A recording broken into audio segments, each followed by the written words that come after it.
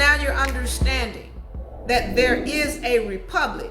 And then when you see anything that says state of Florida, state of Georgia, state of Texas, that's not even the true state. That's a corporation that's owned. Again, there's a lot of trickery going on.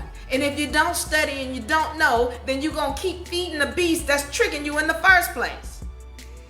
You got the United States corporation that has incorporated other corporations like state of Alabama, state of New York, state of Florida. All of these are private corporations versus Georgia Republic, Texas Republic, Florida Republic, New York Republic. If you don't know how to stand, once again, you're going to keep signing contracts with the corporation that doesn't mean you're any good. You're going to keep crying about who the president. And let me tell you another thing. Presidents are for corporations. But you notice that the states, they have governors. Why are they not president for the state? Because you got to understand that once again, each one of these states is its own country. And then when the people wake up, they can start removing others. When the people wake up, because these governors, they work for the people, but the people are so asleep, the governors are running roughshod over the people. You wake up. All this stuff about voting for the president and oh, he won, and you were caught up in a soap opera. Days of our lives, one life to live. Go ahead and wake up, please. It's a soap opera. But when you come into the republic, when you become a sovereign, when you know law and how to stand, that does not affect you, not at all. And you will know better than to vote. The only way you vote is with your dollar bills and your attention. Where you choose to put it, that's where your vote is.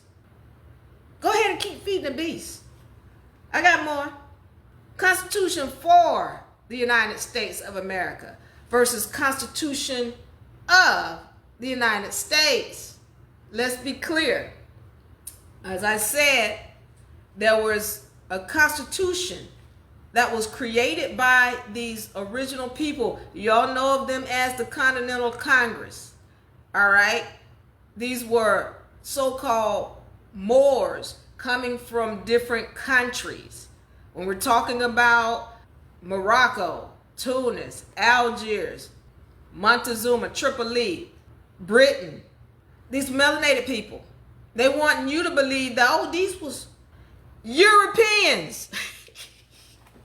They were Europeans. They were. Let's get this, though. The original Europeans were melanated peoples.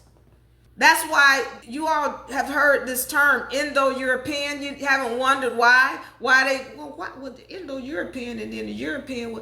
Well, what's the difference? Well, the original European was melanated. And then when you had these Albions start coming in and they calling them European, they got to make a distinction. That's the Indo in it. All right? So now you starting to get it.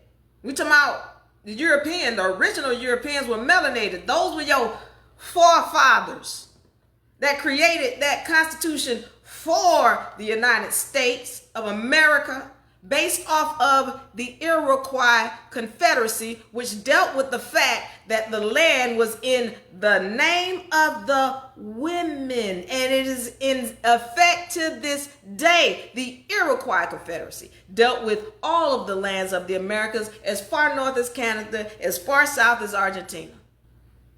Iroquois Confederacy. Look it up. That's what the original Constitution for the United States of America was created off of. And who did it? Once again, it was these Moors that came in. Moors who knew law.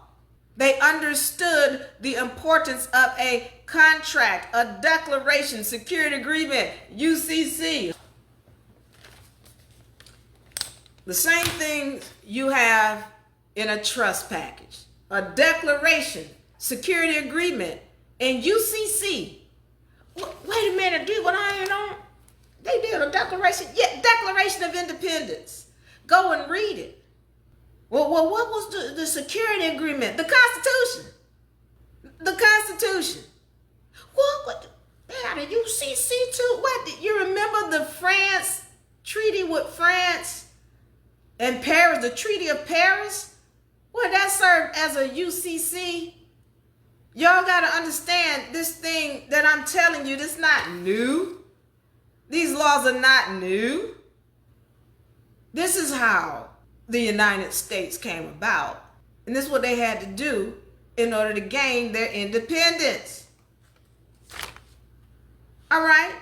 So now we're understanding the fact that we've got a constitution, and that constitution is like a security agreement where it's stating all of the laws of the nation that they were forming. That's what a security agreement is. That constitution served as a security agreement. Okay, so then let's understand some things that were in that original constitution that were taken out of the Constitution of. I need y'all to understand something, because again, I told you all about how terms are switched.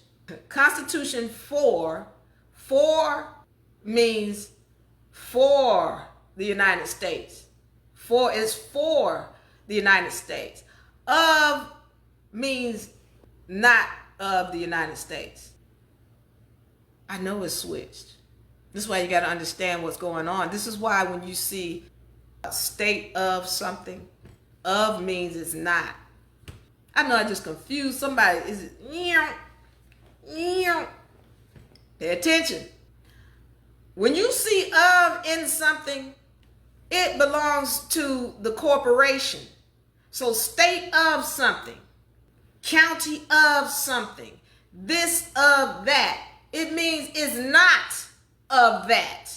State of Georgia is a corporation that's not even of this land. It belongs to a British corporation. It's a private entity pretending to be government. But when I say Georgia Republic, I'm talking about the land. I'm talking about my God-given rights that are protected by this republic. Okay, you got to know the difference. So when we're talking about the Constitution for the United States of America, we're talking about that's the organic Constitution. Whereas the Constitution of the United States, of, it means it's not of the United States, it's of something that these people created.